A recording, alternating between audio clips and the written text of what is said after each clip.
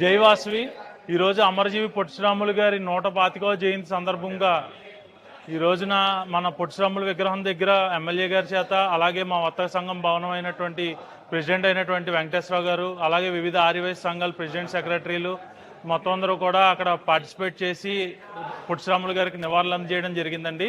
అలాగే ఆర్యవైశ్య యువజన సంఘం తరఫున ఈ త్యాగరాజ భవనంలో పైన బ్లడ్ డొనేషన్ క్యాంప్ అన్నది ఏర్పాటు చేశాము. దానికి ఇప్పుడు దాకా సుమారుగా 70 మంది దాకా పేర్లు నమోదు చేసుకుని బ్లడ్ ఇవ్వడానికి సిద్ధమయ్యారండి. వారి అందరికీ కూడా మా ప్రత్యేక ధన్యవాదాలు ఆర్యవైశ్య యువజన సంఘం తరఫున.